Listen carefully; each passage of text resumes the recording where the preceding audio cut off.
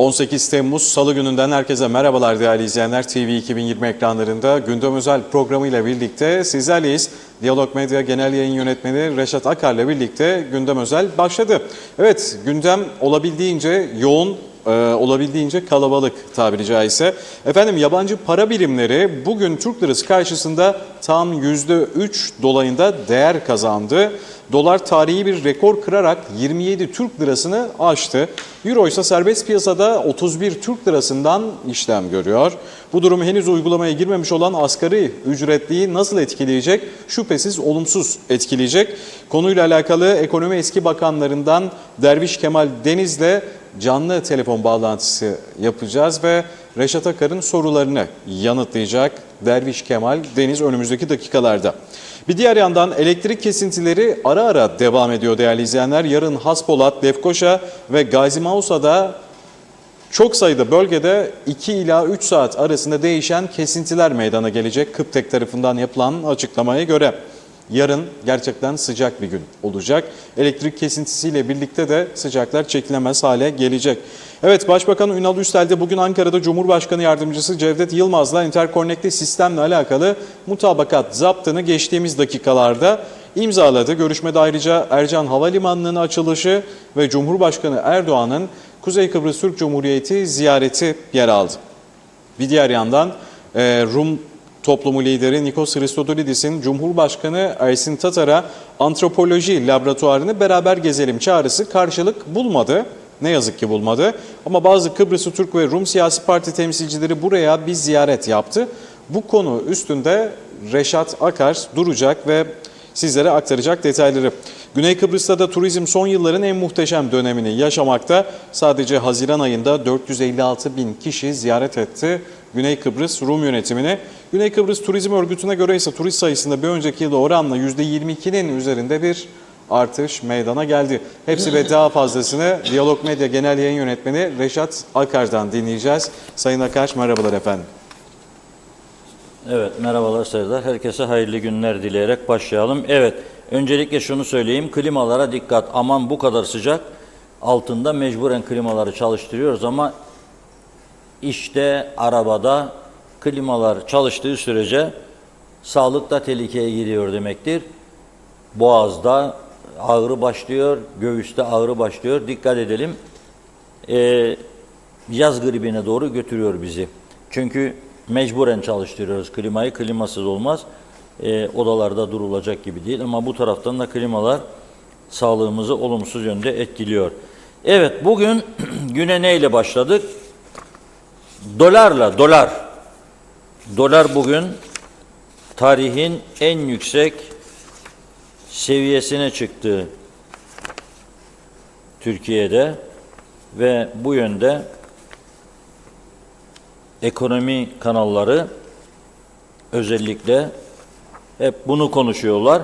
Biz de bugün gündemimizde bu konuyu değerlendireceğiz. Ekonomi Eski Bakanı Sayın Derviş Kemal Deniz'le de konuşacağız. Ve Derviş Kemal Deniz'den bu durumda asgari ücret, çünkü biliyorsunuz 12 Temmuz'da açıklanmıştı. Bugün 18 Temmuz. Tam 29 euro eksidedir. 12 Temmuz'da ilan edildiğinde kaç euroydu? Bugün kaç euro oluyor? 15.750 TL. 29 euro daha uygulamaya girmeden, ay sonu uygulamaya girecek. O güne kadar bakalım ne olacak? Kestirmek mümkün değil. Ama bugün itibariyle 20 Temmuz öncesinde doların 27 Türk lirasını euro geçmesi, euronun da 31'i geçmesi son derece önemlidir. Tekrar ediyorum, 12 Temmuz'da açıklanan 15.750 Türk lirası asgari ücret o günkü kura göre euro değerinden bugün 29 euro erimiş durumda. 29 euro daha altta alacak demektir vatandaşlar. O yüzden de dövizdeki yükseliş tabii ki bizleri de son derece etkiliyor. Ama bundan sonra ne olacak? Konuşacağız bunu bugün. 10 TL olduğunda dolar, millet bunun şarkısını bile yapmıştı. Hatırlarsınız değil mi? Bir şarkı vardı. Dolar olmuş 10 lira diye. Onu bir izleyelim birlikte.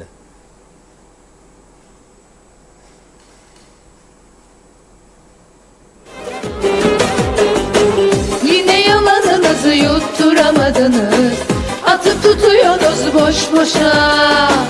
Ayarını gülüm tutturamadınız, bakınız dolar 10 lira. Sen dolarla mı maaş alıyorsun? Ne olmuş dolar onsa? Dış minnaklar, dış güçler bizi kıskanıyor Avrupa.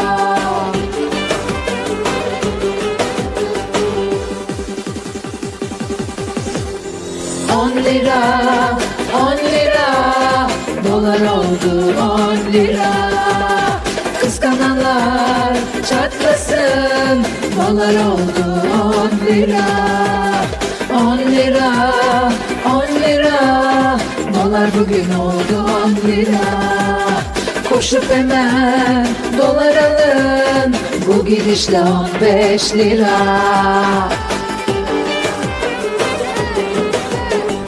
Tarif edeyim, öğreteyim sana, sade suya makarna.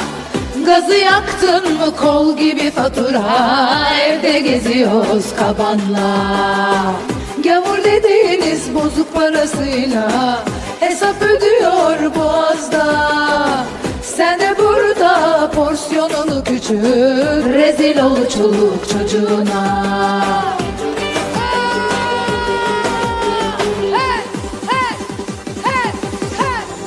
10 lira, 10 lira, dolar oldu 10 lira. Kıskananlar çatlasın, dolar oldu 10 lira. 10 lira, 10 lira, dolar bugün oldu 10 lira.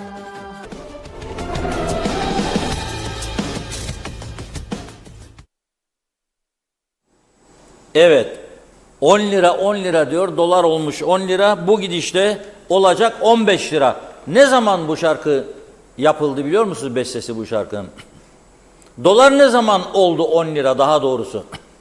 Hadi bir tahmin yürütelim hep birlikte. Dolar ne zaman 10 lirayı gördü? BBC'nin haberine baktım. BBC Türkçe servisi haber yapmış bunu. Kasım 2021. Şimdi Haziran 2023'teyiz. Daha 1,5 yıl ancak önce dolar olmuş 10 lira. Dolar 10 lira sınırını gördü diye haber yapmış BBC, İngiliz yayın kuruluşu. 2021 yılının Kasım ayında dolar 10 Türk lirasını gördü diye yayın yaptılar, düşünün. Kasım 2021 dolar 10 lira. Bugün Temmuz 2023, özür dilerim. Temmuz 2023, dolar olmuş 27 lira. Demek ki yeni bir şarkı bestelemek lazım. Yeni bir şarkı bestelemek lazım. 10 lira 10 lira, dolar olmuş 15 diyor ya. Yeni bir şarkı bestelemek lazım. 27 lira 27 lira, dolar olmuş 27 lira. Bu gidişte dolar olacak 37 47. Onu bestelemeye başlasınlar bence. Çok önemlidir bu çünkü. Uzun zaman seçimler var diye dövizin olması gereken seviyeye bastırıldı ve iddiaya göre, ben Türkiye'deki ekonomistlerin yorumlarını dinleyerek söylüyorum, bu benim iddiam değil. İddiaya göre Merkez Bankası döviz rezervlerini harcadı bu amaçla. Piyasa dolar sürdü, dolar sürdü, dolar sürdü. Sırf bastırsın diye ve yükselmesin diye dolar. Dolayısıyla 10 liradan öyle geldik 27 lira. Seçim bittikten sonra doğal olarak o baskı kaldırıldı. Şimdi 20 Temmuz'da dedim bekleniyor karar. Niye söyledim? Barış Harekatı'nın yıl dönümü gelir aklınıza hemen, öyle değil. Biz burada F-16'lar geçecek, tanklar yürüyecek, onunla meşgul olacağız ama Türkiye'nin gündeminde Kıbrıs'ın 20 Temmuz'u yoktur. Türkiye'nin gündeminde 20 Temmuz günü Merkez Bankası'nın açıklayacağı yeni faiz oranları vardır. Şimdi yeni faizler ne kadar yükselecek? Eğer geçen ay olduğu gibi piyasa beklentilerinin altında olursa faiz artışı, ki öyle olacağı söyleniyor, o zaman hem faizler bir miktar yükselecek ama döviz de yükselecek gene. Normalde Türk parası faiz yükseldiğinde dövizin düşmesi lazım. Ama enflasyon oranında bir faiz artışı olmadığı için Türkiye'de hem TL yükseliyor faizi, hem döviz yükseliyor. İkisi birden aynı anda. Bu son derece önemlidir. Şimdi yaptığım araştırmaya göre 12 Temmuz 15.750 Türk lirası 540,7 euroydu. 540 euro. 12'sinde 6 gün önce. Bugün 519 euro. Yani daha eline adamın para geçmeden Türk parası artış. Ki şunu da söyleyeyim ben, yani bu asgari ücretteki artış birçok sektörü olumsuz yönde etkileyecek. Bakın buraya yazın, birçok sektör işçi durdurmak zorunda kalacak. Ve birçok sektör kapatmak zorunda kalacak. Çünkü 4'er bin artış. Zaten adam mesela ayakkabıcı satamıyor. Yani 4 bin işçi ve bunun tabii yatırımları var. İhtiyaç sandığı, sosyal sigorta vergileri var.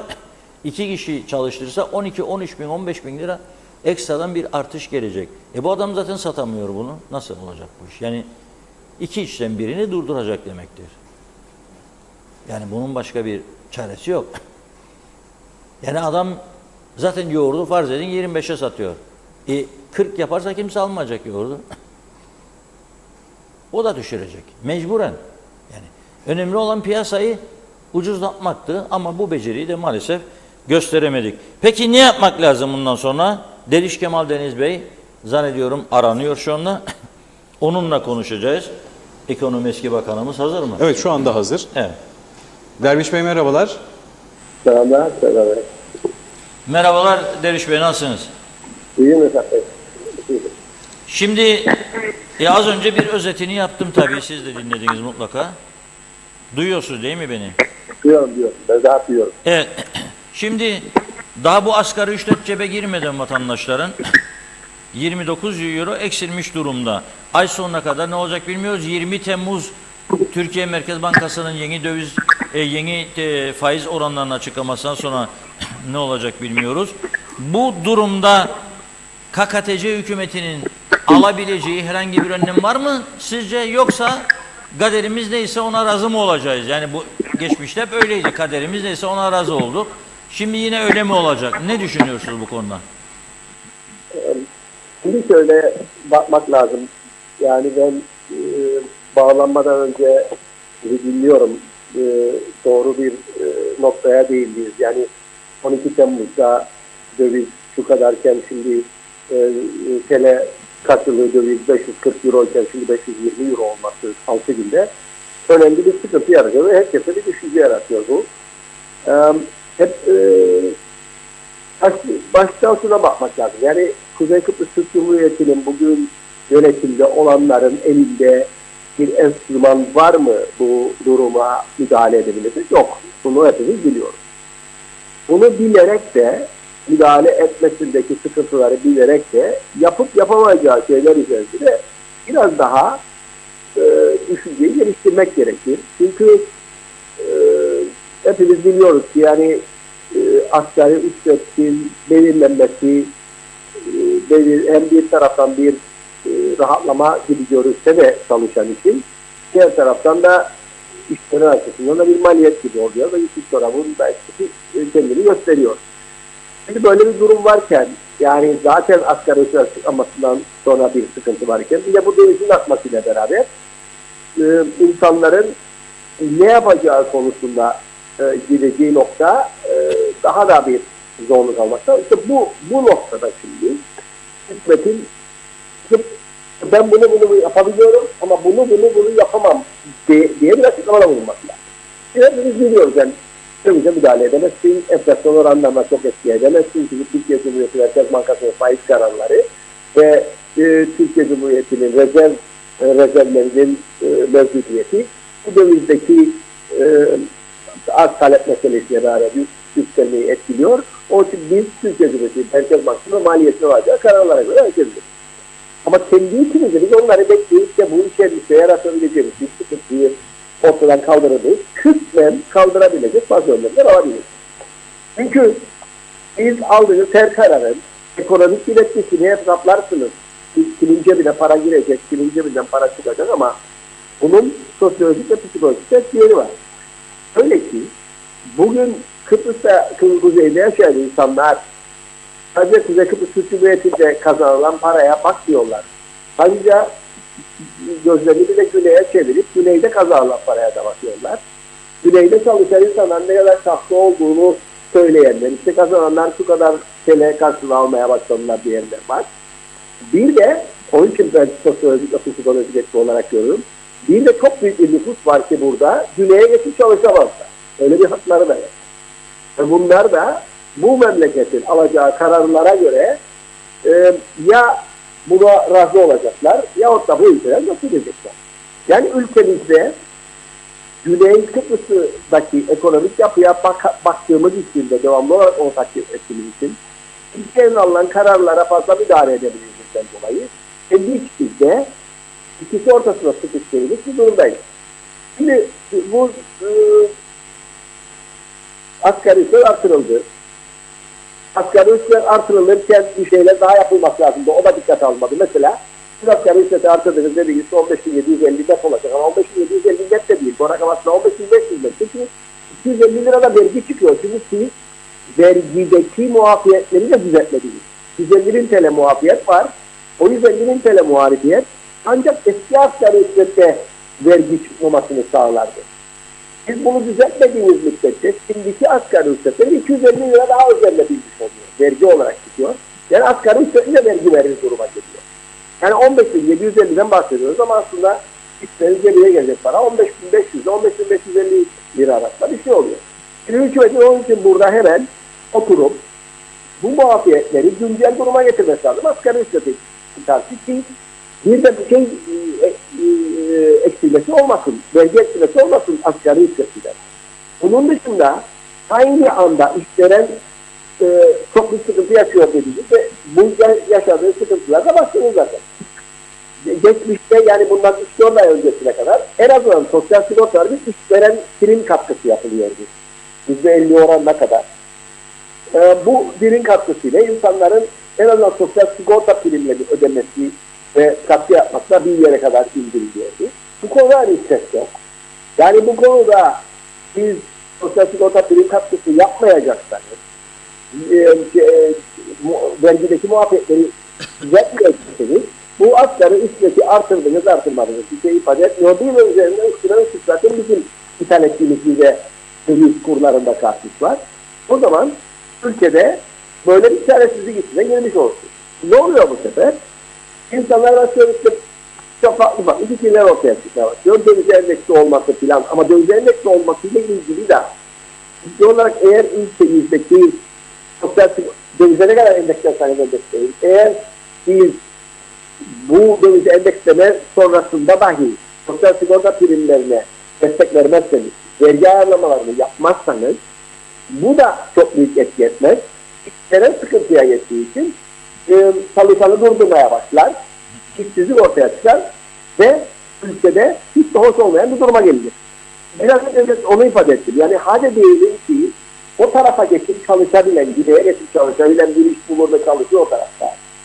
Ama bir daha bu tarafta kalıp da geçemeyen ve bu tarafta çalışmak zorunda kalan bir yönü insan da işsiz duruma gelmeye başlar. Şunu da bakmak lazım. Yani gittik sonra bu memlekete öğrenci olarak gelen yahut farklı şeyler için gelen kişilerin de artık yavaş yavaş bu piyasanın içerisinde çalışan güç olarak çalıştığında görmeye başladık. Bu da bir tehdit olarak görülüyor mevcut bizim iş gücümüze. Evet.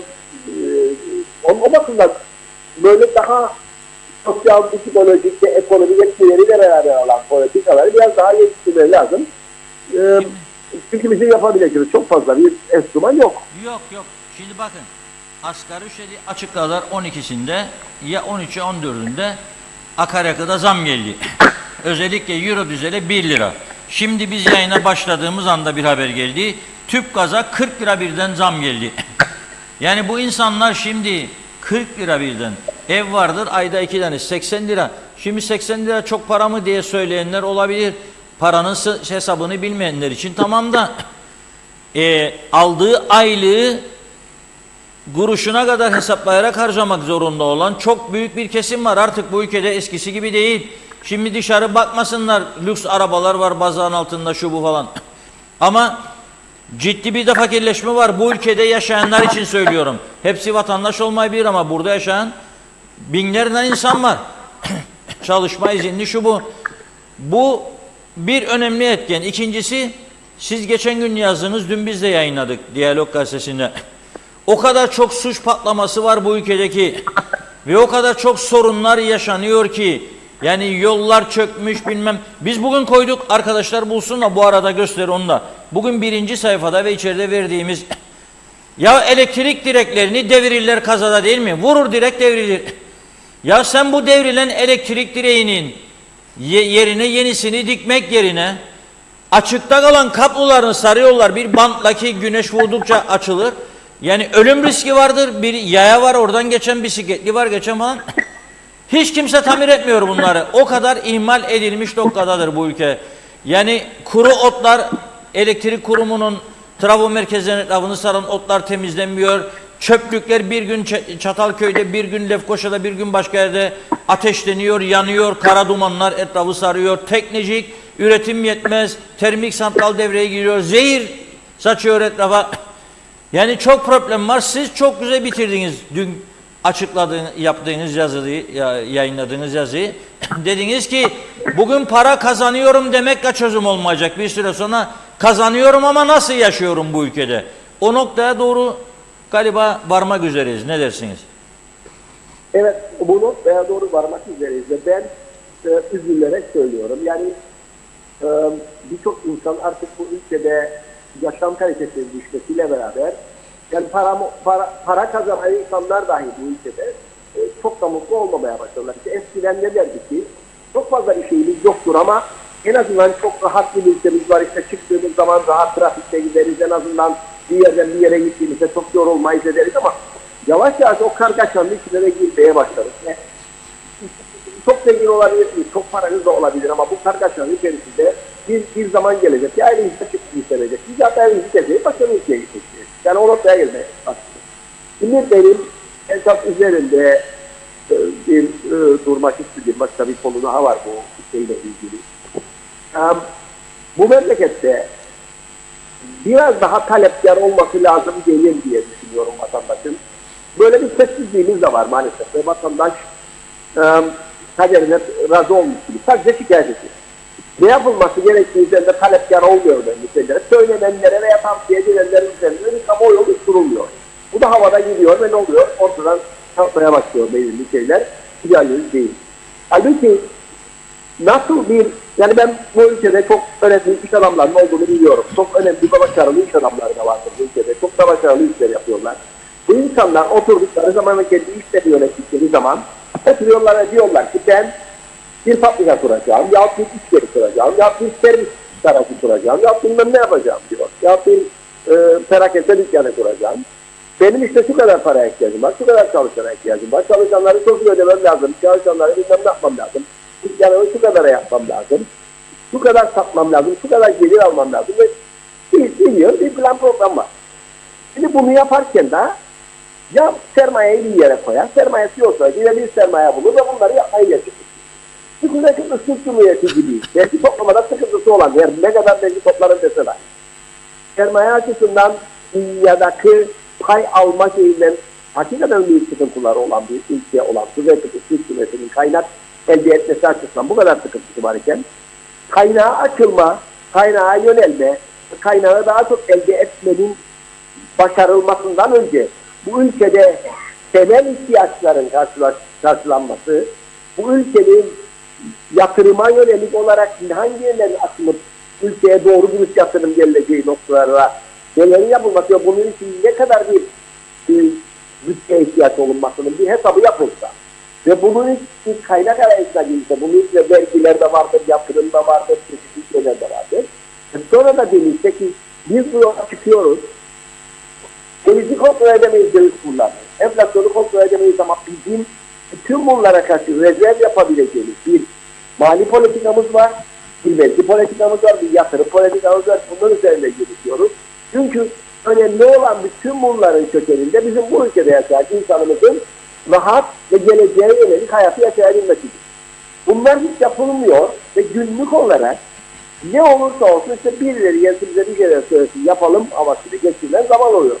Ve geldiğim noktada olur. Yani siz biraz önce bahsettiğiniz benim sonucuna geldiğim noktada olur. Eğer biz bir önemli ekonomik yönlerini, mali yönlerini, psikolojik ve sosyolojik yönlerini bir tarafa alarak bu ülkenin içerisinde seyahat edebilen, edemeyen, çalışmak zorunda kalan, kalmayan milyon insanın da durumunu dikkate alacak olursak, ne yatırım yollarını açacak olursak, mevcut yatırımcıların ve gelecek yatırımcıların çok detaylı bir şekilde hakikaten kendimizi böyle 5 sene, 6 sene önüne atacak bir planı hemen yapmamız lazım. Çünkü bu planı yaparken yani oturup ben çok planlar gördüm geçmişte de. Oturulur birileri alır eline kalemi teorik olarak yazar ve bitirir bu işi. Öyle olmuyor. Bu işlerin yapılmasıyla ilgili hakikaten uluslararası çapta nasıl yapılıyorsa, nasıl uzmanlar getiriliyorsa, hangi uzmanlar, hangi sektörler bütün onların getiriliyor. Yapılması lazım. Artık o noktaya geldik. Eğer bu yapılmazsa yarın öbür gün yani ben şunu söyleyeyim. Bir işte son zamanlarda bir görüşmeler başlayacak. Yarın anlaşmalara gidilecek diye bir hava da esiliyor. Bugünlerde aslında farklı bir şeylere karşılaşabiliriz. Farklı bir şey.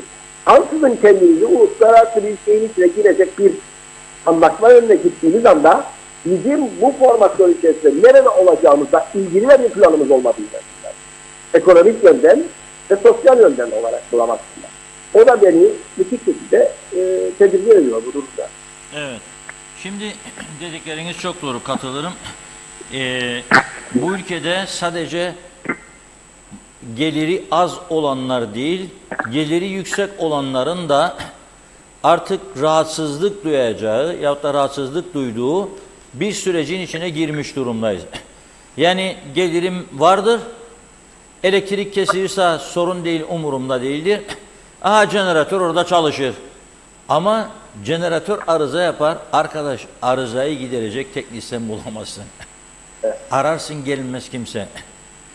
Bakın Türkiye'nin çok ünlü bir beyaz eşya üreticisi. Mutlaka stoklarında olması gereken bir parça. Hani var buzluğu açarsız kapak plastik bir bölümler vardır. Reçel koyarsınız ya bilmem yumurta koyarsınız. Kırıldığı zaman bir ayda geliyor Türkiye'den. Yoktur diyor burada. Bir ay sonra geliyor Türkiye'den.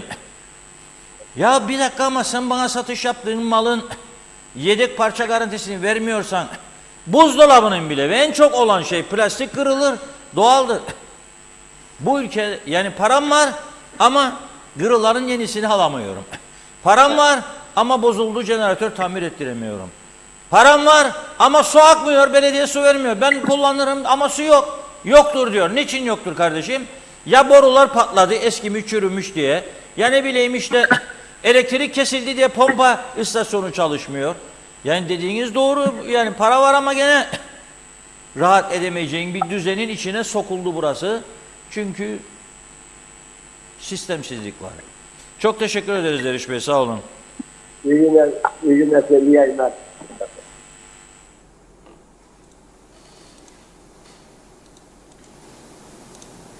Evet, enteresan bir durum.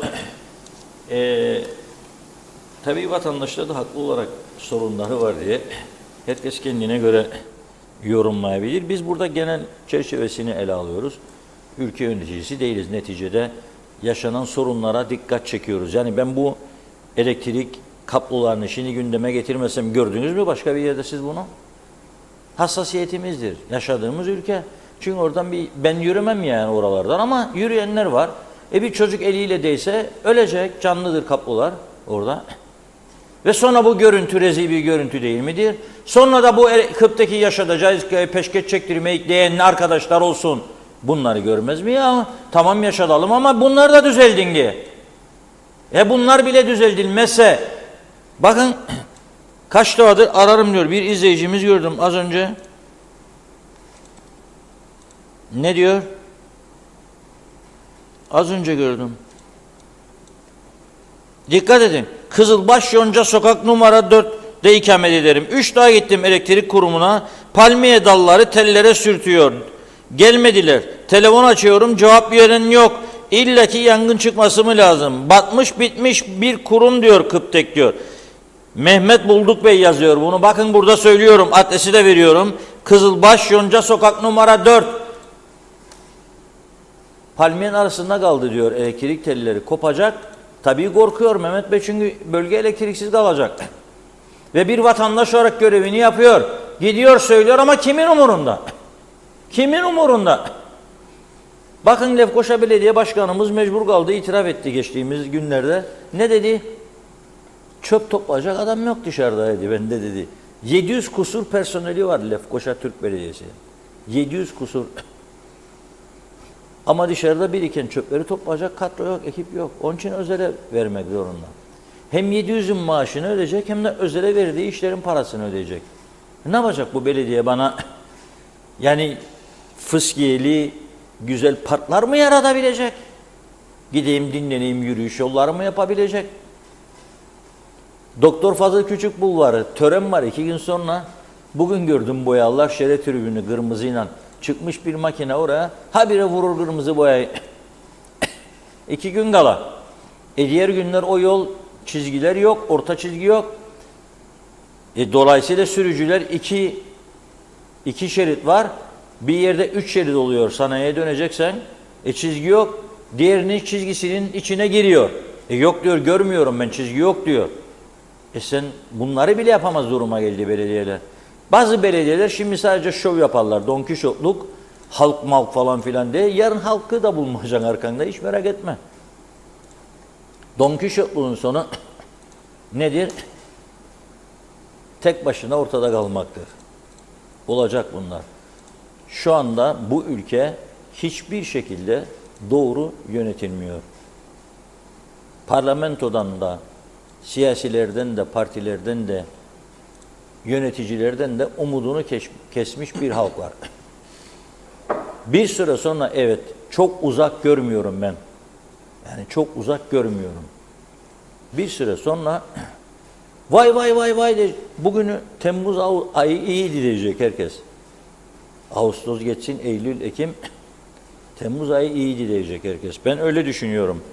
Bu benim görüşüm ve mesaj bölümü sonrasında elektrik meselesine geleceğiz. Bugün çünkü Ankara'da tarihi bir görüşme vardı.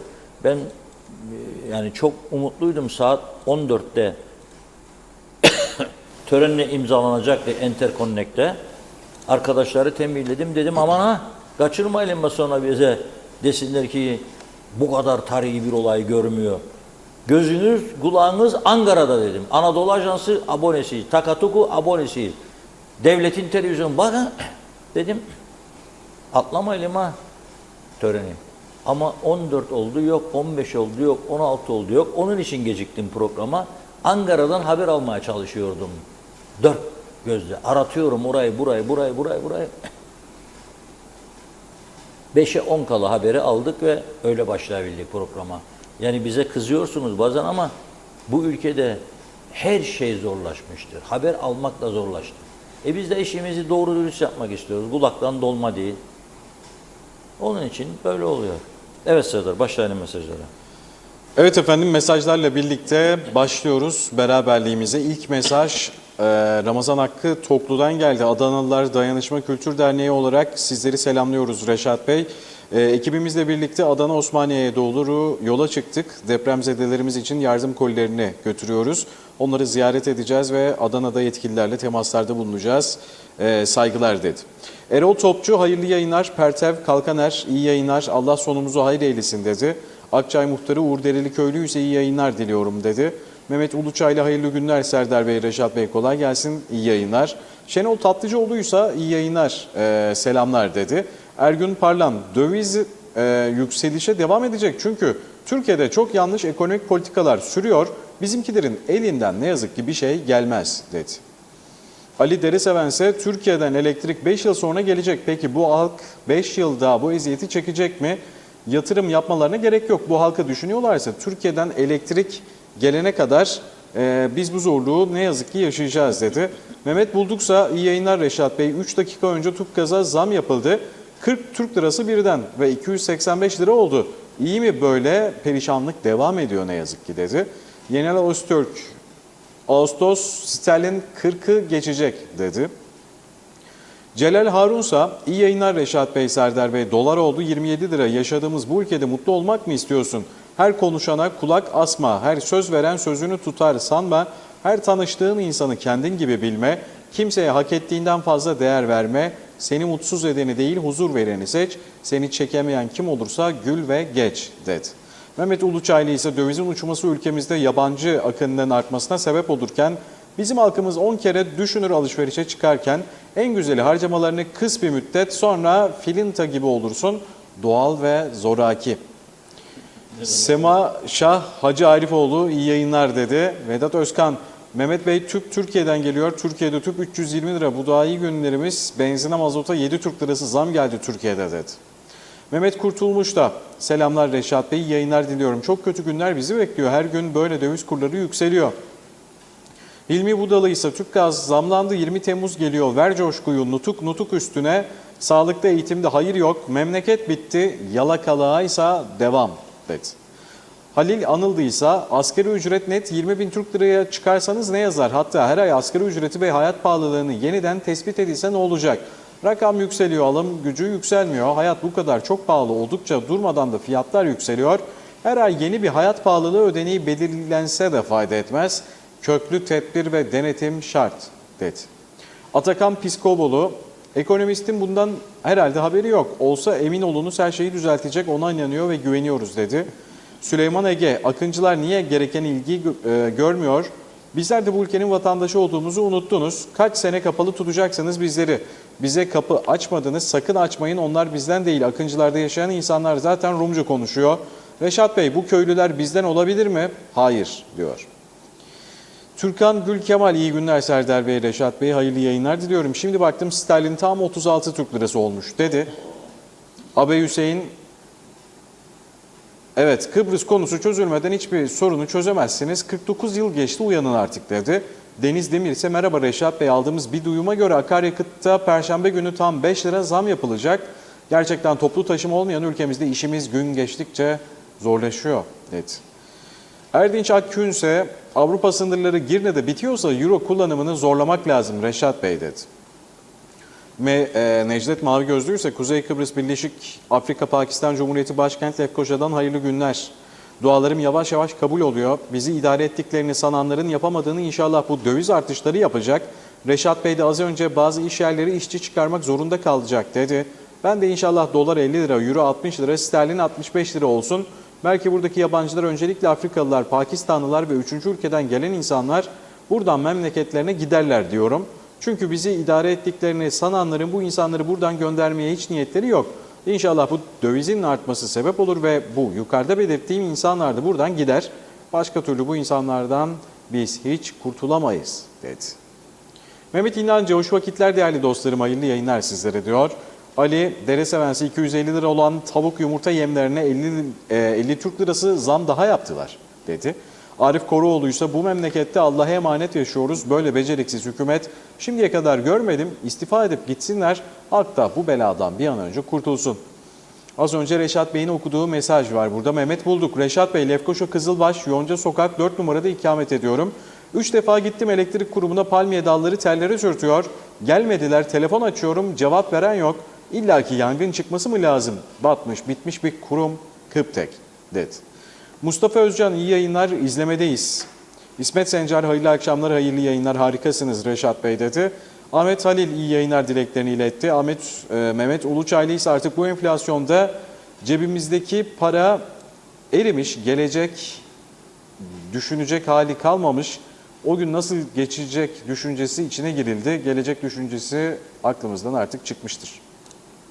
Süleyman Ege, Reşat Bey, siz gündem özel yapacağınıza Dingo'nun ahırını yapın. Her ipeni koparan bu ülkeye geliyor. Kemal Bey'in derdi başka, güneye gidenlere bir hak olarak gidiyoruz. Çünkü biz Kıbrıslıyız dedi. Hasan Kara ise Reşat Bey, Lapta'da kral mezarlarının hakkında bir bilginiz var mı dedi. İsmet Rangoz, fotodan selamlar, hayırlı yayınlar. Ne oldu tüp kaza? Zam oldu, 300 lira olsa ne güzel olur dedi. Mehmet Şenler ise iyi yayınlar, kolay gelsin dileklerini iletti. Ali Dereseven ise evet, yazdığı yorumlarda çok haklı olmasına rağmen Necdet Mavi Gözlü kardeşime bir konuda katılmıyorum. Döviz yükselsin ki Afrikalılar bu ülkeyi belki terk eder diyor. Ben de tam aksini iddia ediyorum. Döviz arttıkça işçi durduran işletmelerin hepsi de bunları çalıştıracak. Bunlar geldikleri ülkede burada kazandıklarının yarısını da kazanmıyor. Onları çoğu karın tokluğuna çalışıyor. Burayı terk eden Türkiye'li kardeşlerimiz ve Rum'a çalışmaya giden insanlarımızın yerini bu arkadaşlar dolduruyor dedi. Hüseyin Akluysa selamlar Reşat Bey, iyi yayınlar. 15 Kasım 83'te Kuzey Kıbrıs Türk Cumhuriyeti ilan edildi. Bağımsız bir devlet olduk.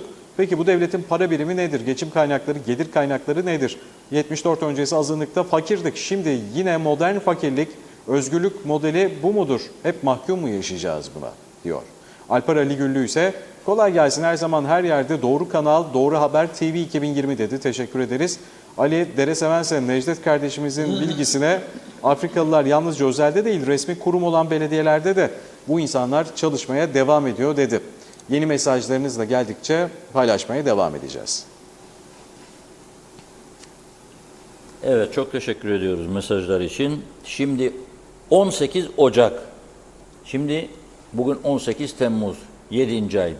Yılın 1. ayının 18 Ocak günü, yani 7 ay önce. 300 isteliyle ev kiraladı bir vatandaş. Yaptı kontratı.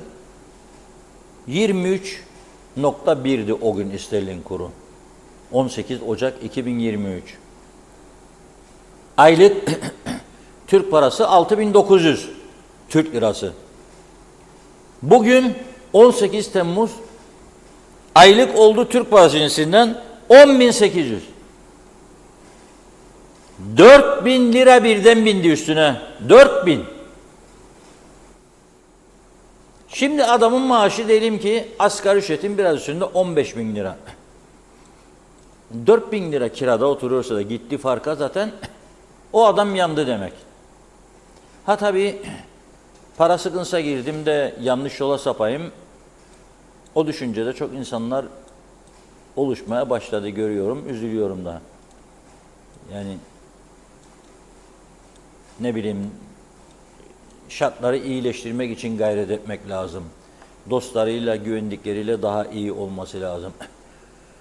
Bazı harcamalarını kısması lazım. Mesela sigara içiyorsa durdurması lazım. Akşamları 4 tane içiyorsa 2'ye düşürmesi lazım, 1'e düşürmesi lazım. Mesela gelir yüksek olduğunda, gelir düşüktür diye o dönemde 4 tane içmekten vazgeçmeyen insan, sonra birinin emrine girdiğinde o içmiyor diye içmiyor ama. Ha demek ki sen talimatla ya başkalarına kul olmayı karakter olarak seçtiysen senin gelecek umudun hiç yoktur derim ben. Ne kendine faydan var ne de başkasına. Onun için hepimiz dikkat etmek zorundayız. Şimdi bazıları yazıyor, 5 lira da artarsa yakıt, toplu taşımacılık da yok, yandık. Evet, doğrudur. Ama ben kaç defa söyledim. Toplu taşımacılığı güneyde olduğu gibi ihaleye çıkalım, bir şirkete verelim, özelleştirelim desem bugün ben 100 taraftan otomatik silahlara daranırım. Onun için bu ülke düzelmez. Bu ülkeyi hiç kimse hele bu parlamenter sistem, oturacaksın bir daha partide, 2 milletvekili olan partinin 150 tane parti meclis üyesi var. 150 tane farklı ses çıkacak. Hadi onu uyumsallaştır. Diğerleri mesela ekonomik konuyla hiç ilgisi olmayan bir parti meclis üyesi diyecek ki ben karşıyım buna, için gitmezden önce toplantıya arkadaşı Süleyman ya Mahmut yahut da Süheyla bilmem kim uyarmış olacak kendisini. Dikkat et de böyle bir karar sakın ha kabul etmeyin. Kıptekin özelleştirilmesi mesela. O zaman karanlıklarda yaşayacaksın. Hiç şikayet etmeyeceksin. Bak gösteriyorum. Ben Kıptek kapansın demedim bugüne kadar. Ama adam gibi çalışsın dedim. O da yok. Yok. Travo merkezlerini gösteririm. Kaç gündür gene gruplar, geçen sene de gösterdim. Eski yönetim kurulu başkanı Turan Bey İsa hatta olsun çok duyarlıydı. Yayını görür görmez ne yaptı? Ekip buldu, gönderdi, dışarıdan temizletti. Bize de fotoğraflarını yolladı. Şimdi bakıyorum hiçbir gımıldama yok.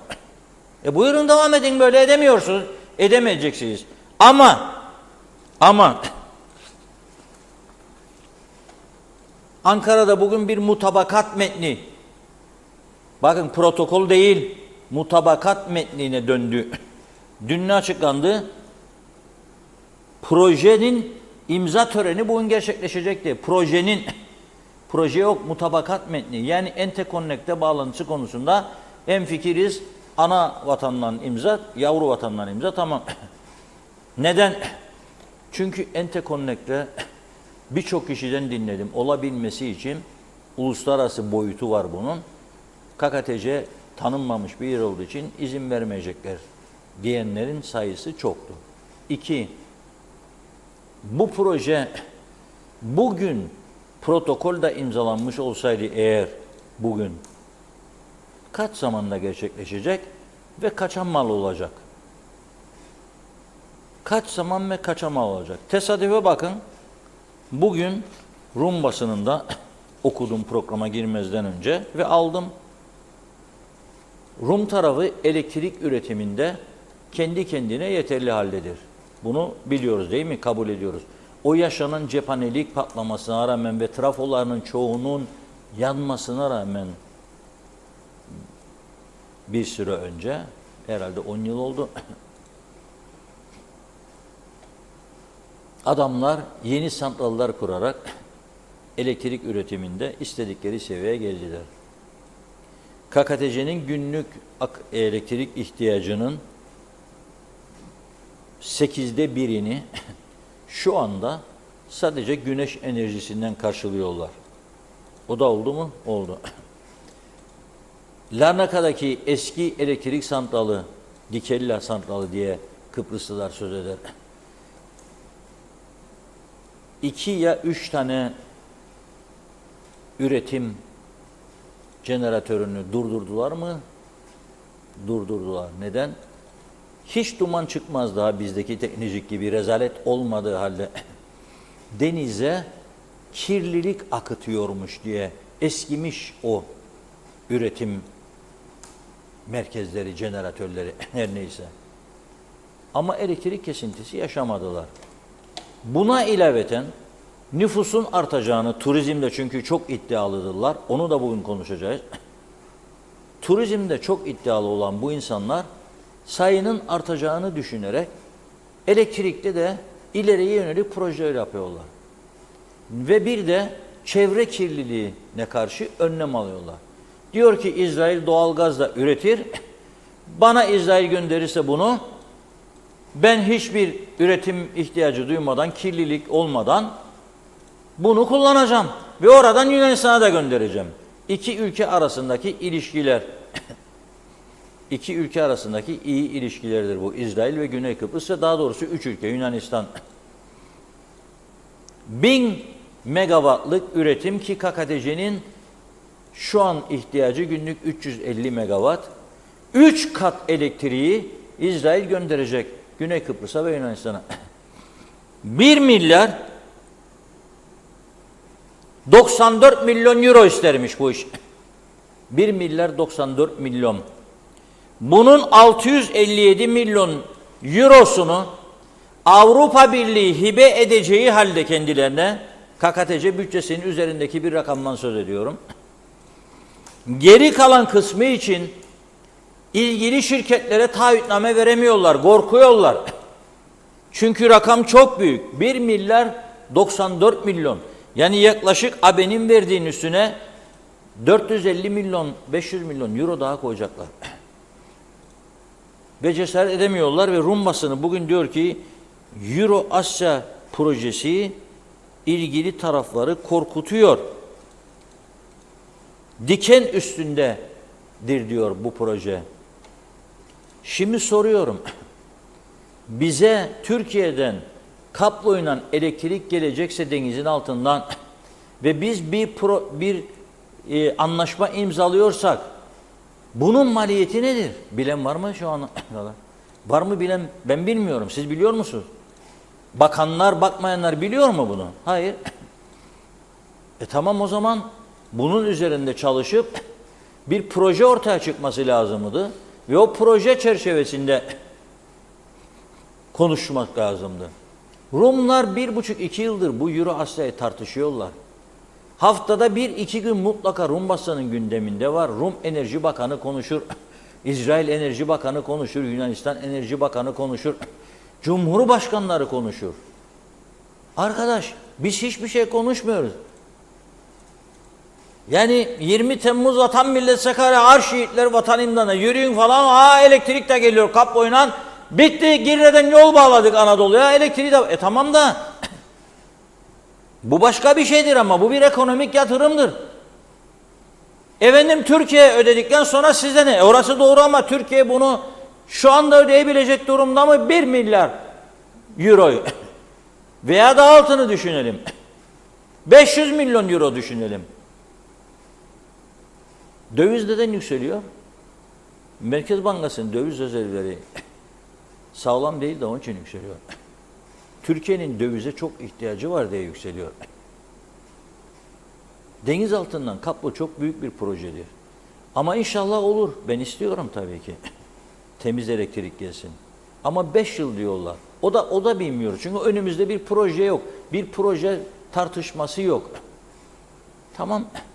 İnşallah gelsin. Razıyım. Allah razı olsun Türkiye'den verilirse bize.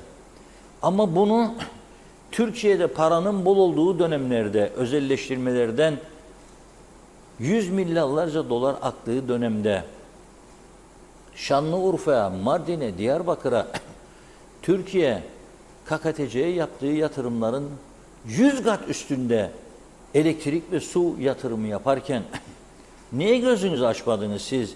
Gözünüz kör olmasın inşallah bu ülkeyi yönettiğini iddia eden siyasilerde. İstemediğiniz anadan o dönemde Urfa'ya yaptığın elektrik altyapısını, sistemi bize de yap. Niye demediniz siz? Ve neden yaptığını o zaman hiç unutmam, not ettim kompütörün bir tarafına. Eğer bu altyapıları yapmazsak biz elektrik, su gibi önemli projeleri nasıl turizm olarak kalkındıracağız bu Şanlıurfa'yı diye açıklamalar vardır. Girin Google'da bulursunuz. Sen bu altyapıları yapmadan Forever TRNC'de nasıl dolduruyorsun bana 30 bin Rus'u, İranlı'yı, İsrailli'yi bunun içine?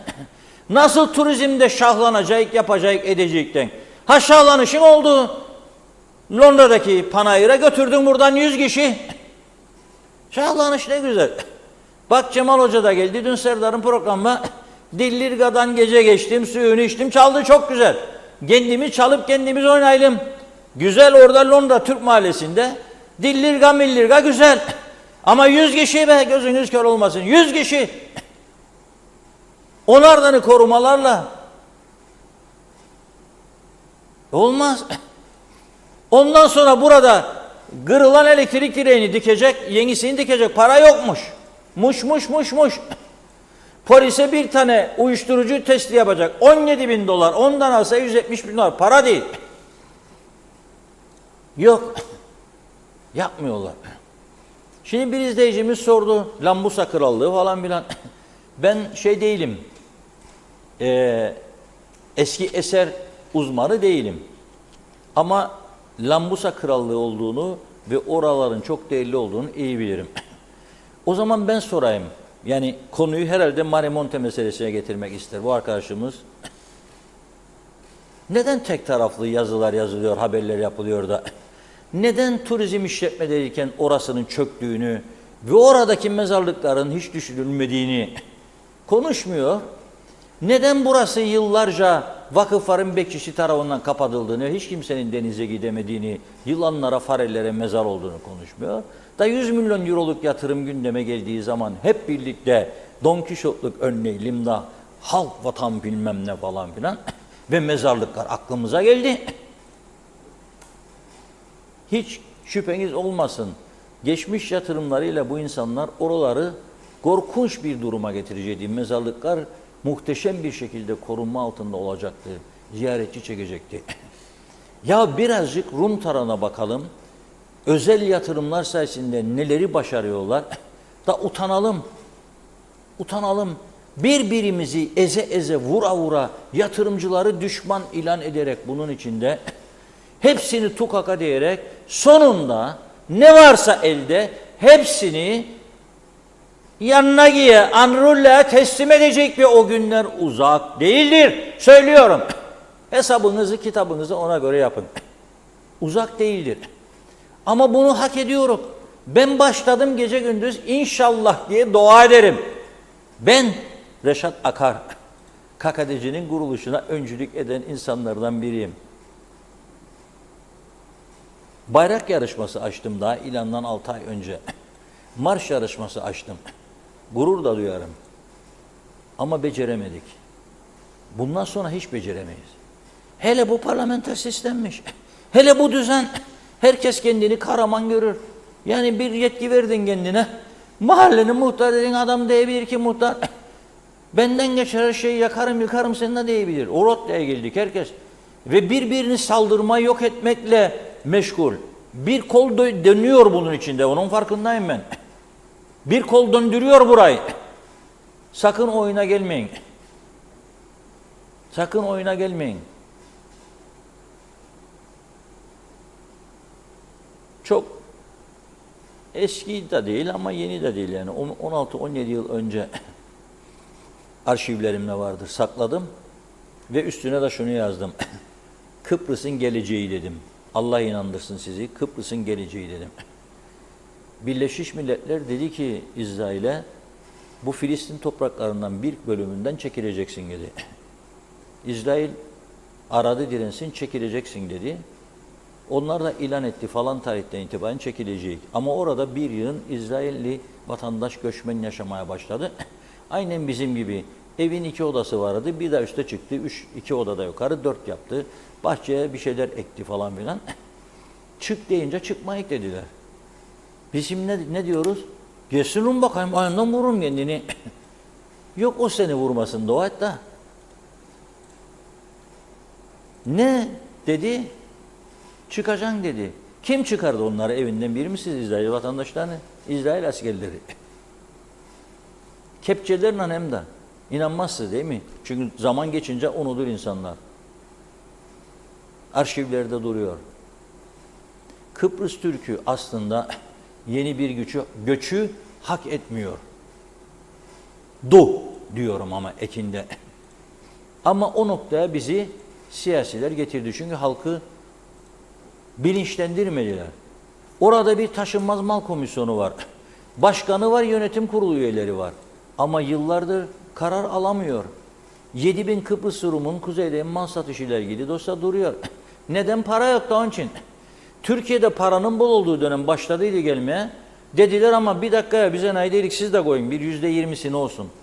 O %20'yi koyacak bir yasayı meclisten geçirmedikleri için. Bu yok ki herkes bu vergiyi verecek. Hayır. Rum malın var fazladan oturduğunun dışına satıyorsun. Satarken %20 fazla emlak vergisi ödeyeceksin. Ama elinde o 10 binlerce dönüm tutanlar kuruş vermeyip bak kuruş demiyorum ha Kıbrıslı lisancaymış diyecek kuruş ben bunu siyasilerden dinledim bizzat. Vermeyik demişler. Sağı da korkuttular solu da korkuttular çünkü iki tarafında öyle güçlü adamları vardı. Vermezsen kuruş da işletmen dosyaları Türkleştirmedin arazileri o zaman bitmiştir bu iş. Başa gelen çekilir. Bak nasıl Ergün Olgun Bey 2 gün önceye kadar Ersin Tatar Bey'in şahin bir sözcüsü ve temsilcisi ve müzakerecisiydi. 2 gün önce ayrıldı işinden. Çünkü uzlaşmazlığa düştü. Ya Ersin Tatar Bey yumuşama havasına girmek zorundadır zaten. Ona kızdı. Ya da bu yumuşama istedi Ersin Bey karşı çıktı diye. Bakın şimdi bizde öyle bir belirsizlik vardır. Rumlar umudunu bağladı Ankara'dan götürmek istediler görüşmeleri. Bizim tarafta ona fırsat veren, o propagandaya fırsat veren bir yaklaşım içindedir. Öyle mi? Çünkü niçin? Mesela bizim Dışişleri Bakanımıza kalsa yeni kapı açmayı bırak, mevcutları kapadı. Bu Türkiye'nin yeni siyasetine uygun mudur bu? Bizim Kıbrıs Türk halkının yaşamına, ekonomisine uygun bir siyaset midir bu? Yok, ama orada görevdedirler. Cumhurbaşkanı yapmam etmem. Antropoloji meselesi. Bak, biz Serdar arkadaşımıza gündemi verirken bugün ne dedim? Bakın. 4. maddeydi bu aslında bugün. Rum toplumu lideri Hristodilos'un Cumhurbaşkanı Ersin Tatar'a antropoloji laboratuvarını birlikte gezelim çağrısı karşılık bulmadı. Ama bazı Kıbrıslı Türk ve Rum siyasi parti temsilcileri bir araya gelerek ziyareti gerçekleştirdi. Tam biz yayına girdik, mesaj düştü BRT'den. Cumhurbaşkanı gidebilirim demiş. Çok güzel, kutluyorum kendisini, ama başından yapması gereken buydu. Antropoloji laboratuvarı ne demektir? Kayıp kalıntılarının incelendiği laboratuvardır. Ve 20 Temmuz'un ve 15 Temmuz'un 49. yılında çok büyük bir insanlık görevidir oraya birlikte gitmeleri ve birlikte orayı ziyaret etmeleri ve bütün fanatizmi uluslara, fanatiklere iyi mesaj vermeleri açısından. Ne var bunda? Ne var bunda da biz bunu bile korkarık?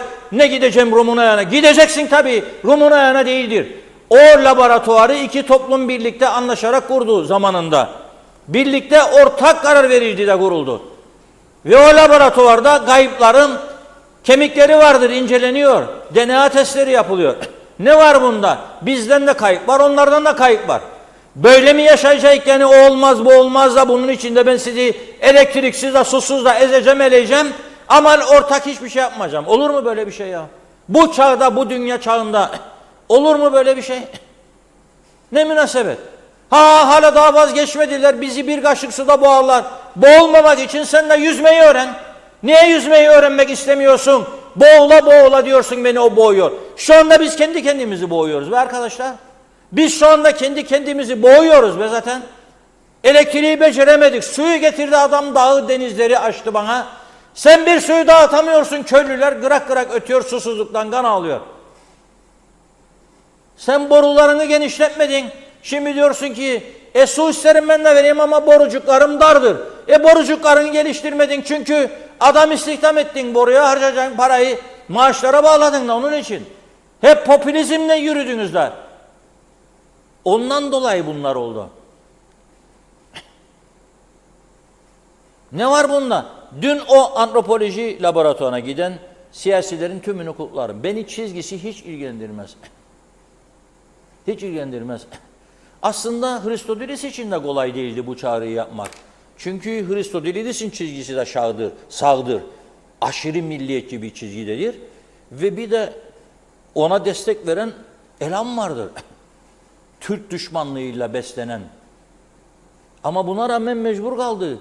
Avrupa'ya kendini çözüm yanlısı olduğunu, dostluk yanlısı olduğunu göstermek için mecbur kaldı.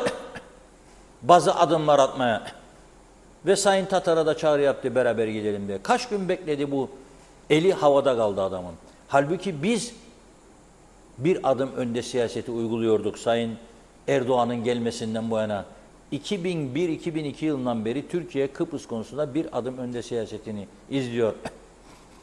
20 Temmuz'un yıl dönümü geldi. Bunları yarın daha detaylı konuşacağız. Çünkü Türkiye bir adım önde siyasetiyle aslında bir şey kaybetmedi bugüne kadar. Kaybetmedi. Çünkü her uluslararası toplantıda Türkiye yetkililerin karşısına Kıbrıs sorunu çıkıyordu. Ve Rumların, bana da birçok Rum siyasetçinin ve gazetecinin söylediği bir söz vardı sık sık. Yahu Magarios, Gleridis, Gipriano, Vasiliou, Babadopoulos, Christofias, Anastasiadis, tabii Denktaş'tan sonra geldi Anastasiadis. Ama sizde Dektaş. Siz uzlaşmak istemezsiniz. Bir yeni yüzünüz yok mu ya, lider olacak biri dediler. Türkiye'de Denktaş Bey'e bir şekilde teşekkür etmiş olduğu Mehmet Ali Tarat'ı destekleyerek getirdi. Ne oldu Mehmet Ali Tarat geldi? Talat da gördü gerçek yüzlerini. Ne yaptı? kendi yoldaşım dediği Hristofyas'ın ilk defa Kıbrıs Cumhuriyeti tarihinde bir komünist adam Cumhurbaşkanı oldu. İlk defa Kıbrıs Türk tarihinde bir solcu veya yoldaş, agel yoldaşı Cumhurbaşkanı oldu. Ama gene uzlaşamadılar. Dünya bunu gördü. Sayın Erdoğan'ın 2002-2003 gibi o dönemde Google'da yoktur artık bir sözü ama gazete arşivlerinde vardır. Bir sözünü hiç unutmadım ve unutmayacağım. Kıbrıs'la ilgili bir adım önde siyasetini eleştirenlere dedi ki o zaman yarın dedi bize derlerse çekil oradan ne yapacağız dedi. Tıpış tıpış çekileceğiz dedi. Çünkü sen darbeyi durdurmak için gelmiştin. Ha bu arada buradayım çünkü Kıbrıslı Türklerin güvenliğini sağlıyorum. O zaman çözüm yapın. Güvenliğini sağlayacak şekilde. Anlam planı garantörlüğü ortadan kaldırmıyordu. Türkiye burada yeni siyasetiyle ve garantörlüğü içerecek bir anlam planını desteklemekle bütün dış baskıları büyük ölçüde göğüslemiştir.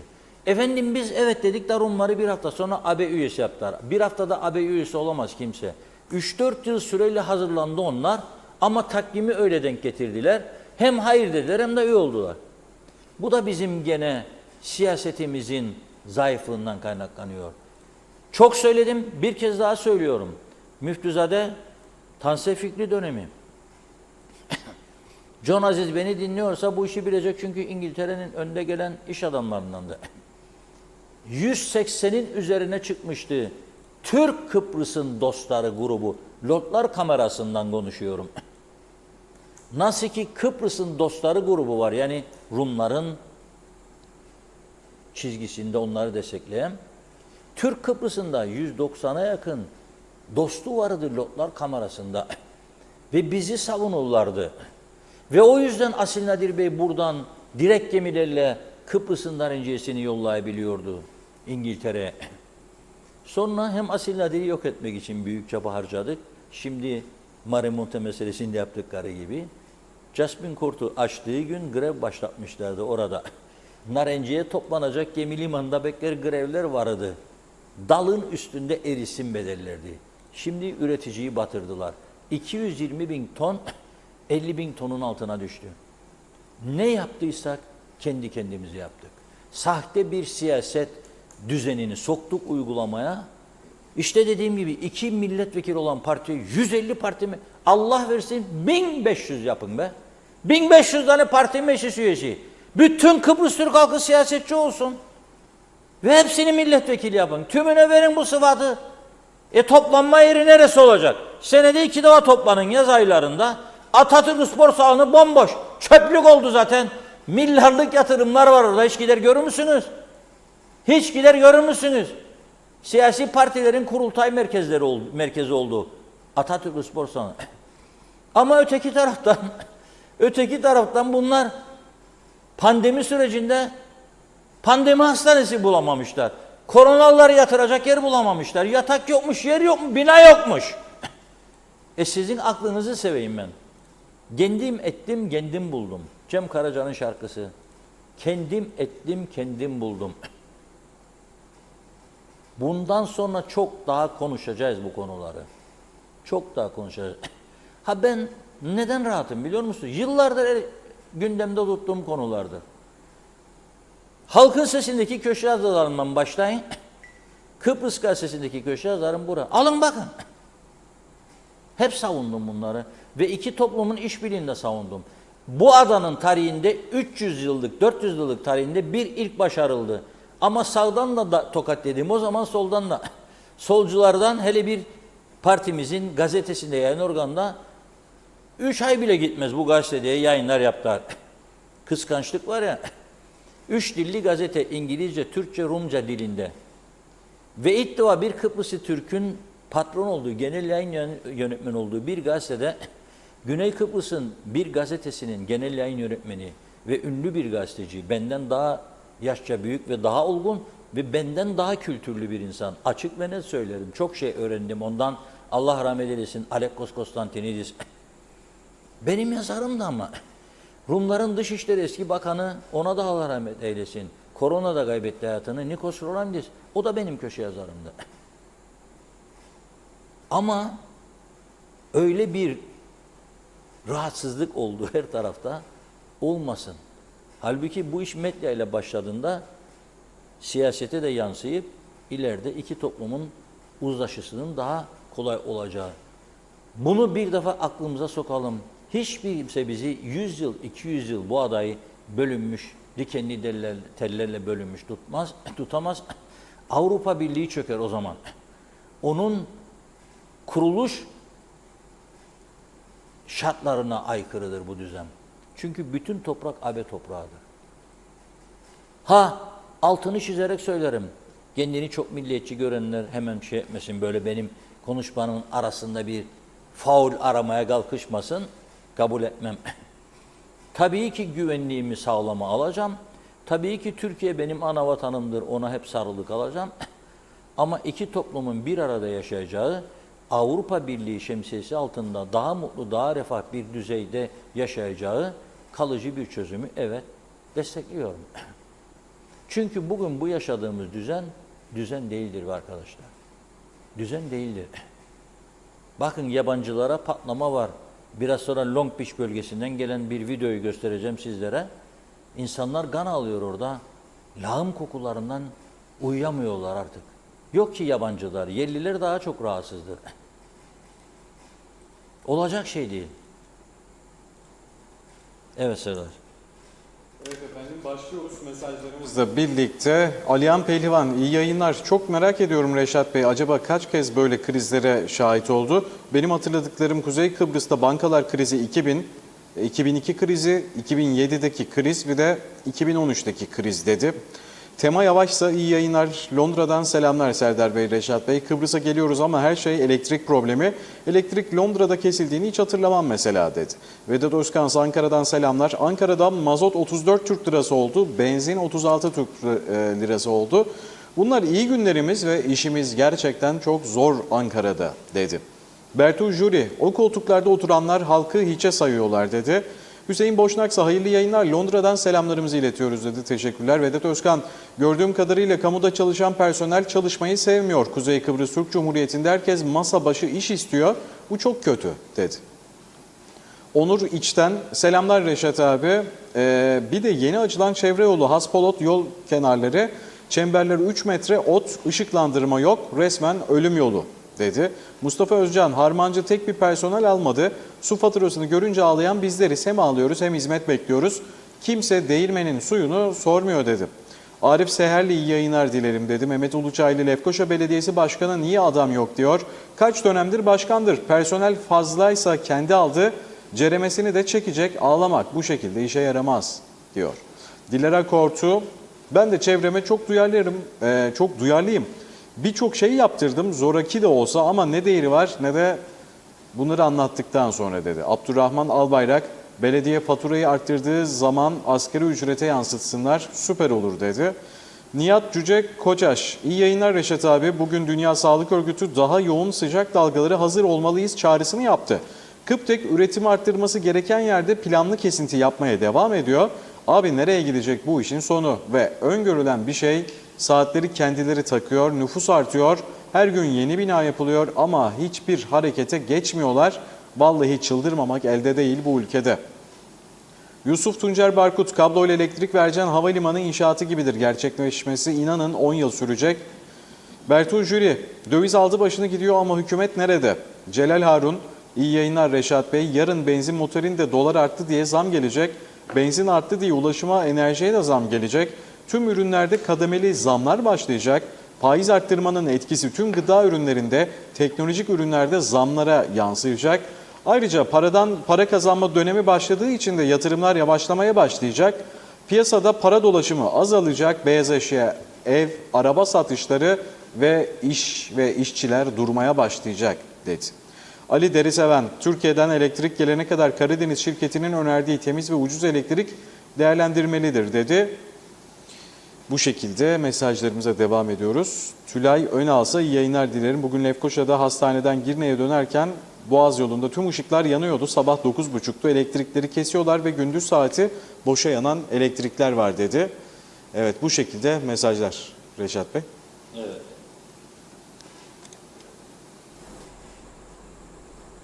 Alihan nerede lan? Alihan nerede?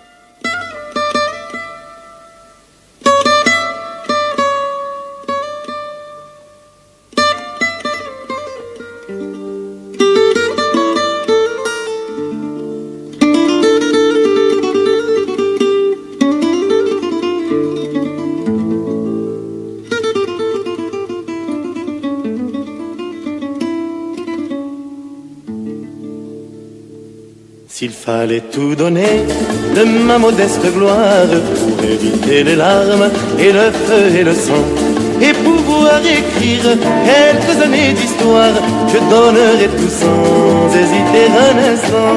S'il fallait rester rien, une vie tout entière, à jamais abdiquer toutes mes ambitions, moi je resterais rien jusqu'à mon cimetière, si la vie revenait à tous mes compagnons. Mais bien sûr, on se perd dans le grand tourbillon des folies, des erreurs, des crimes et des passions. On s'est perdu bien sûr, où était la raison, et le regret demeure au-delà des chansons. Mais pouvoir tout donner de ma modeste vie pour proscrire à jamais et le feu et le sang, et pouvoir effacer ces années de folie, oui je donnerai tout, oui tout à cet instant.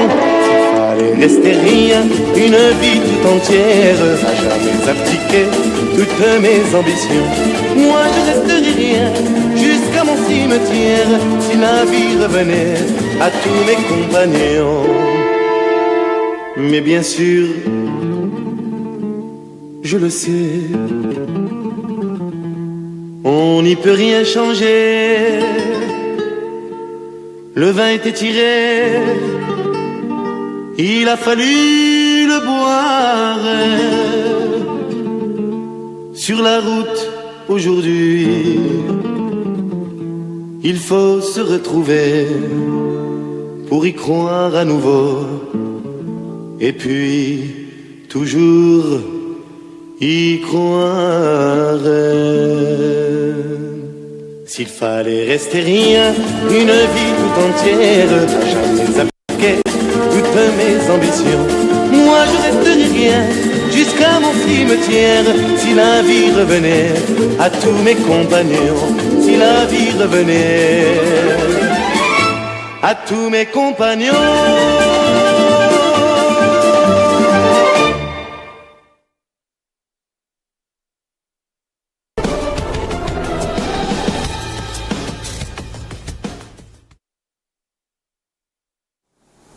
Evet, aşk eski bir yalan Türkçesi bunun tabii. Biz Enrico Macias'tan Fransızcasını dinledik. Umarım beğendiniz. Yani benim en çok sevdiğim şarkılardan birisi. Şimdi yarın gözümüz aydın, Lefkoşa, Haspolat, Gazimausa'da birçok bölgede elektrik 2'şer saat. İnşallah tabii bu 2 saat 3 olmaz, 4 olmaz. Kesik, Haspolat Kirli Sanayi, Ademkaner Kaliforniyan Restoran Bölgesi, Gazimausa'da orta gerilim elektrik şebekesinde çalışma yapılacakmış. O 4 saat olacakmış Gazimausa. Lefkoşa 2 saat. 4 saat Gazimausa'da. Tam da gününde yapıyorsunuz ha bu işi. 20 Temmuz'un 49. yılı. Tam güzel. Jetler geçecek, F-16'lar. Başımızın üstünden tanklar yürüyecek. Kıbrıs Türk'ü güvenlik altında. Siz de bizi burada bu ateşin altında ezip eleyeceksiniz klimasız. 49 yıl önce Türk askeri bu adaya çıktığında elektrikler çalışırdı be arkadaşlar. Elektrikler çalışırdı, buzluklar çalışırdı. Yok ki bu duruma getirdiniz bu ülkeyi. Olmaz. Gözü aydın Mausa ve çevresinin sosyal konutlar Kalilan, Yeni Lefkoşa Çemberi bölgesi, Alaşsa Vakıf Anaokulu, Ezit Yaşam Hastanesi, Adakent, Kapalı Spor Salonu, Kaliforniyan, Yenişehir bölgesi, Doğu Akdeniz Üniversitesi kampüsü, telefon dairesinin de kesikmiş. Tamamdır. Zaten açık olsa ne olacak? Çalışmıyor ki. Alo diyene kadar kar telefon açacağız. Ama yaşatmamız lazım. Ona fikrim 400-450 kişi orada yaşatacak. Sen dışarıya trafik kontrolü yapacak. Polis bulamayacaksın. Geçiş kapılarında muhaceret memuru olmayacak. Belediye yolları boyayacak. Adam bulamayacak. Çöpleri kaldıracak. Ekibi olmayacak belediyelerin. Bunların için yapıyoruz biliyor musunuz? Demokrasi için. Bunlar, biz ne bu ülkede yaşıyoruz? Yani ben çöp topladıktan sonra niye Kıbrıs'ta yaşıyorum değil mi? Yani mesela da taşları boyayan adam mı olacağım? İşte Afrikalılar var verin. Daha önce Türkiye'den gelenlerdi. Doğulular falan. Şimdi Afrikalılar yapıştı bütün millet. Odur sebep. Herkesin bakan olduğu bir yerde kim bakmayan olacak? Olmaz. Yani herkesin muallim olduğu bir yerde öğrenci kim olacak onu söyleyin bana. Herkes profesör. Kim doçent olacak? Yani kaldırın doçentliği doğrudan. Birinci elden dünya kurallarına aykırı. Siz değiştirin kuralları. Kim hesap sorar size zaten? Zaten kim bakar, kim dinler? Tapu kağıtları gibi bir süre sonra onlar da herhalde vazonun içinde olacak diye düşünüyorum. Bir yeniler daha, yani Sayın Bakan diyor, otobüs terminali de elektriksiz yarın. Atatürk Çemberi, Zafer Anıtı bölgesi, Eski Lemar bölgesi, Levent Hacı apartmanları, polis müdürlüğünün de polis müdürü Mausa jeneratöre yakıtını doldur bugünden. Ne olur ne olmaz. Deniz Plaza, Alasya İlkokulu, Çocuk Parkı bölgesi, Benzincioğlu Petrol, Sema Otel karşısı, Baykal bölgesi, İtimat ve bölgesi, Sulu Çember, Önder AVM Serbest Liman bölümü, Karakol İlkokulu, Karakol bölgesi, Fazıl Polatpaşa Camii ve bölgesi, Mesan apartmanları. Gelelim tarihi olayı en sona bıraktım. Neden? Çünkü şey olmadı. Yani bekledim ben 2'de dediğim gibi 14'te bütün ekip seferber, ben kanallar önüme açık. Bir Anadolu Ajans'a gidiyorum, bir BRT'ye gidiyorum, bir Takatuku'ya gidiyorum. Bakıyorum. Yok. Ne oldu ama ya dedim bu proje. Neyse 16.31 geçe geldi bir haber. Okuyorum çabucak çünkü vaktimiz doldu. Bir iki haberi yarına bıraktım. Türkiye şöyle diyor. Cumhurbaşkanı Yardımcısı Cevdet Yılmaz, Kuzey Kıbrıs Türk Cumhuriyeti Başbakanı Ünal Üstel ile görüştü. Anadolu Ajansı'nın haberi. Yılmaz ile Üstel'in baş başa ve heyetler arası görüşmesi Cumhurbaşkanlığı Külliyesi'nde gerçekleşti. Görüşmede 20 Temmuz'da açılması planlanan Ercan Havaalanı'nın yeni terminal binası ve pistinin tamamlanmasına yönelik çalışmalar, kabloyla elektrik nakli projesi, Cumhurbaşkanı Cumhuriyet Meclisi Hizmet Binaları projesinde gelinen aşama, Derinler Sosyal Konut Projesi, 100 yataklı Girne Askeri Hastanesi ve KKTC'nin en donanımlı hastanesi olacak Lefkoşa 500 yataklı yeni devlet hastanesi projesi ele alındı. Devlet Su İşleri Genel Müdürlüğü'nün KKTC'de yürüttüğü projelerle devam eden karayolları projelerinin değerlendirildiği görüşmede Türkiye'den kablo bağımsız KKTC'ye elektrik ulaştırma projesine yönelik bir mutabakat zaptı imzalandı diyor. Cumhurbaşkanı Recep Tayyip Erdoğan 20 Temmuz'da Barış ve Özgürlük Bayramı'nda KKTC'yi ziyaret ederek resmi törenlere katılacak. Ercan Havalimanı'nın yeni terminal binasının ve pistinin açılışını yapacak. Hayırlı uğurlu olsun inşallah. Mutabakat metni de hayırlı olsun. İnşallah zaman içinde projeye dönecek. Projeye döndükten sonra yatırımlar başlayacak. Aslın projesi gerçekleştiği gibi bu da gerçekleşebilir ama kaç yılda, kaç parayla, nasıl? Zaman içinde inşallah öğreneceğiz. Bugünlük bu kadar. Yarın inşallah maşallah yeniden birlikte olacağız. Evet değerli izleyenler, yarın 19 Temmuz olacak. Yine gündemin öne çıkan sıcak başlıklarını yarın da sizlerle paylaşmaya devam edeceğiz. Şimdilik hoşça kalın ve iyi akşamlar.